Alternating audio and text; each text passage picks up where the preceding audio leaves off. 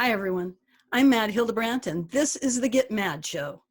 Our guest today is Kyle Tisdel. He's a progressive Democrat who's running for New Mexico's 3rd Congressional District, which is being vacated by Ben Ray Lujan for his Senate run. Let's go.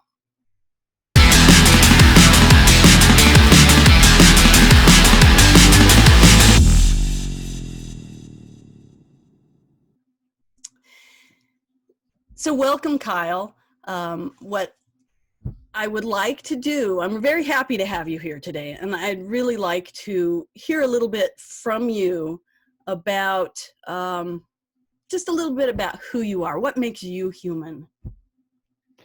Well, first and foremost, I'm glad to be here and thank you for inviting me. This is an unprecedented moment for all of us. And so I very much appreciate the work that you're doing, sort of bringing this information out and getting it out to the voters. And I very much appreciate that. So glad to join you. I am a father of 3. My oldest son is 8. I've got a 4-year-old daughter and a 1.5-year-old daughter. So the current health crisis that we're all at home. And so in some respects, that's been a blessing just to be around my family a bit more and be able to spend some more time in the gardens and that sort of thing. But I am a public interest environmental attorney. I've spent my career fighting for people and communities living in the shadow of fossil fuel extraction. And that work is largely focused on holding our federal government accountable to the science and the timeline of the climate crisis. So I think unlike some of the other folks in this race, I did not aspire to be a politician. I didn't grow up or try to build my career to do that. But it is really the urgency of the moment with respect to the climate crisis and the really fundamental transformation that we need to see in this country that has brought me into this race and running for Congress. Yeah, absolutely. That is, a really commendable reason to get involved. It's, for so many of us, the climate crisis is just paramount. Yeah. And that is what has driven you into this race is really an exciting thing for people that are worried about our climate and our world. Yeah. One of the things that I want to talk about, and that you touched on just a few moments ago, is the pandemic. Yeah. And that is what's on everybody's mind right now. Nobody can escape it, whether you're Republican, Democrat, young, old, anything. This pandemic, this COVID-19.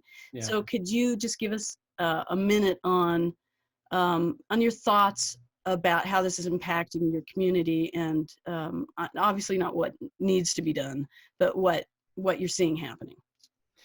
Yeah, I mean, I think that you're right that in some respects, the virus itself is indiscriminate in terms of, the way it's spreading in our communities. But the impact of the virus, I think, actually is affecting those who are already most vulnerable in our communities, certainly more. So, I myself, again, I'm blessed. I have a family, I've got a home, I've had some security. And so I'm able to weather this current pandemic in a way that many in the district and around the country are not able to. And in this state, we're seeing that sort of outsized impact on our native communities, in particular. Several of our pueblos are really hardly hit. The Navajo Nation, where I've done a lot of work, has been really hardly hit. And so it sort of speaks, I think, in this moment to the sort of gaps in the system as it exists, and the need to use this moment not only to lessen the suffering of so many that are experiencing this pandemic, but use this moment really as a springboard to the type of deeper structural changes that we need to see to make sure that we are addressing those who are most vulnerable in our communities. Yeah, that makes a lot of sense. That brings us into our next topic very handily, and that's healthcare for all, because we're seeing, when we're talking about the injustice in this system that we have right now, And healthcare for all is what is in your plan that you want to take to Congress in order to help not just the people in your district, but the people across the state and across the nation. So can you speak to that? Yeah, I think, what we saw with the Affordable Care Act is obviously an expansion of coverage in this country. But even in our state, 10% of our state was still uninsured under the Affordable Care Act. Medical expenses are still the number one cause of personal bankruptcy in this country. And I think what this health crisis is showing is that it doesn't make a lot of sense to have healthcare tied to our employment, the way the current system is set up, because in the last 5 weeks, 26 million people have filed for unemployment, and a lot of people have been bounced off their insurance. So I think what we need is a system that sort of guarantees healthcare for everyone, but a big part of that is also access to healthcare. So a lot of places in this district, we've got Santa Fe, we've got Los Alamos, we've got Taos, we've got Espanola, but we also have very rural areas as well. And so access to healthcare is really critical as well. And so I think there are ways that we can also look to, for example, increase reimbursement rates for rural healthcare facilities to make sure that they're profitable, and so that folks not only have insurance, but they have access to healthcare as well. Yeah. Yeah, and I live in a very rural area too, and we have one little hospital, and and it serves this really wide range of people. And yet, if you have anything substantially wrong with you, you have to go to Albuquerque. You will get flown to Albuquerque, but then you're going to pay for that flight. Exactly. And and those are some of the things that are problematic, and and need to be looked at. And so I'm glad that you are looking at those sorts of things, and not just your own personal community. Yeah, absolutely. So another thing that we can see happening here as a response, or because of this pandemic, or not because of the pandemic, actually, because of what's happening with Russia and the Middle East. And that is that the prices dropped out of the oil industry. And that's where our state gets their money. And it does so much for us. And so one of the things that is on your platform is economic diversification, and you're looking at clean energy, renewables, those sorts of things. So can you take a minute and talk about that? Yeah, this is something I've been talking about from the beginning of this campaign, is the fact that New Mexico really has operated as an energy colony for big oil for generations. And even before the current price collapse, we've seen periods where our state budget literally is tied to the price of oil and collapses when the price of oil goes down. That is certainly something that we are acutely aware of in this moment, where last week we got to negative $37 a barrel. But it's a combination of the demand being suppressed. It's a combination of Saudi Arabia and Russia, but it's also this sort of structural issues with the oil and gas market in and of itself. It is not profitable in this country to drill for oil and gas at $50 a barrel even. And oil and gas companies have borrowed $200 billion to drill these wells. And so for New Mexico, there is tremendous opportunity, not only in renewables, but in diversifying our economy and our communities, and in making sure that we are also providing sort of these opportunities for our rural communities to thrive, and not just sort of be tied to this boom and bust cycle. Right. I mean, that does make sense, that that we because we live in such a hot state with so much sunshine and so much wind, that those are industries that that our neighboring states are taking advantage of us but we're not doing it ourselves. And it does seem kind of like there's an imbalance going on there. Yeah, Um, absolutely. yeah, and when we talk about it at the national level, which is something that you can also be looking at, since you're talking about representing your district, at the national level. Yeah, the Um, question I think becomes is just how we manage the decline of the fossil fuel economy and how we make that transition. And I think there is obviously a need for a sort of national focus to be able to harmonize that transition across the country. yeah, absolutely. So one thing that goes along when we're talking about the economy, and I see that one of the things that is on your platform that you do have an interest in, is the idea of a worker guarantee. And a lot of people think that's really pretty far left, and that's okay. So especially for your district. So let's talk about that for a minute. Exactly what does that mean for those people who don't know what it means?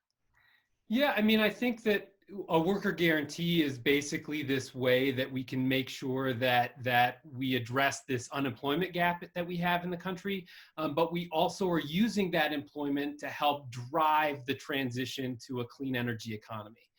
But it is not just focused on jobs installing solar panels. What we're talking about is even in the oil and gas field, there is a huge amount of work that needs to be done cleaning up a legacy of pollution. So for oil and gas workers in Farmington, for example, rather than drilling new wells, those jobs can be turned towards the plugging and abandonment of wells, as well as the reclamation of our landscapes, which not only helps that community transition, but it helps our communities to become more resilient. There's also a big part of this where there can be this federal focus on an infrastructure that we need to build out to basically allow this clean energy revolution to occur, which is including things like high-speed rail, improving of our roads in this state in particular, but also how do you modernize the electricity grid and do those sorts of things. So there's a lot of jobs that are out there, and that our federal government actually has a role to play in not only providing employment, but helping to use that employment to drive this deeper structural change. Yeah, that does make a lot of sense too. And a lot of people, they just forget the role that the federal government can play, Yeah. and is not necessarily overreaching or going beyond the bounds. They're just adding to what's going on within a state or locally. Yeah. And I think that is that makes a lot of sense. And the last topic I want to talk about, which you just touched on a little bit, is the idea of landscape restoration. Yeah. We see, watersheds when we're talking, especially when we're talking about the oil industry. We have wetlands, habitats for various animals, and here in New Mexico, particularly sacred sites, and in Yeah. the Four Corners region, that aren't being protected right now, and that we do need to go back and do something and take a look at how to get back around to fixing this. So if you could spend a minute talking about that. Yeah, I've been the lead attorney on a lot of the federal litigation involving Chaco protection. So that's an area that I've looked really closely at. But this idea of cleaning up this legacy of pollution, it starts with holding industry accountable for that, so that bill doesn't transition to taxpayers. But it has this function where we do that cleanup, but it also can restore the landscape and make it able to support the local community again in terms of the additional warming that we're going to see under the climate crisis. Another big part of this is that there's a lot of areas in this district that are rural and farming districts, but federal subsidies right now go to corporations in the Midwest. They don't go to our family farms in New Mexico. And so if we rebalance that subsidy structure, we can make it easier for people to grow food that increases the resilience and the food connectivity in our communities, but it can also be part of this deeper change that we need to see with respect to climate and start to sequester a lot of the carbon dioxide and improve our soils. And so through restoration agricultural practices, the expansion of growing of hemp, for example. There's a lot that we can do to increase the sort of vibrancy of our communities, but also address the climate crisis at the same time. Yeah, and I know that that is one of those areas, particularly when you're talking agriculture, that has a tendency to be looked past as far as some of the ways that we can use agriculture in order to reach this kind of equity. And it looks like you are thinking about that and putting together some plans that will include our farmers and ranchers, and that's necessary, particularly in our state. Yeah, absolutely. So now we've come to the end, and we have one last thing that I would like you to do, and that is that I would like you to take one more minute and actually look directly at your constituents, at your voters, and tell them why they should be voting your direction in your crowded field. Yeah, it is a crowded race. And again, thank you so much for having me. I think if we want a different type of politics in this country, we need to elect different types of politicians.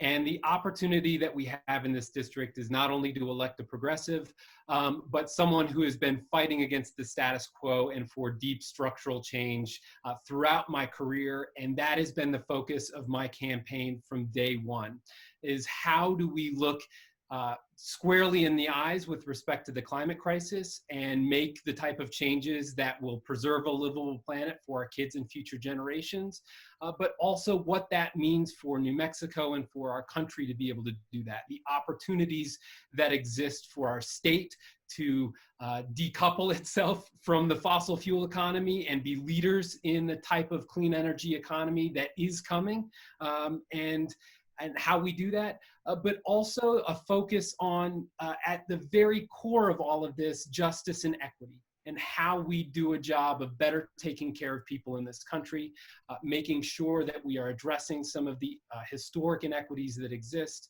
And that's what my campaign has been focused on. That's what my career has been focused on. And that's, as a congressperson, that is what I will be focused on in Washington. And thank you for all of that. It's I think that there are a lot of people in your district who are going to see that as being pretty exciting. Yeah. Hopefully. Hopefully, yeah. Well, they're out there. It's just a matter of getting them to vote. So remind your viewers of your website so that they can reach you and donate. And it is also going to be down in the comments. Oh, great. Yeah, so my website is tisdelforcongress.com. It's TISDELFOR Congress.com. You can also find us on Facebook and YouTube and Instagram and Twitter. So please do connect, reach out. Obviously, we would love financial support, but we're also looking for not only your vote, but to help build this movement of deeper change. So please do feel free to anyone reach out and connect with me in the campaign. Okay, it's been a real pleasure to have you here today, and thank you for being here. Yeah, my pleasure. And thank all of you for viewing today, and be sure to subscribe, to hit that subscribe button so that you don't miss any of these interviews. And thank you so much again, and thank all of you. Thank you so much. It was a pleasure.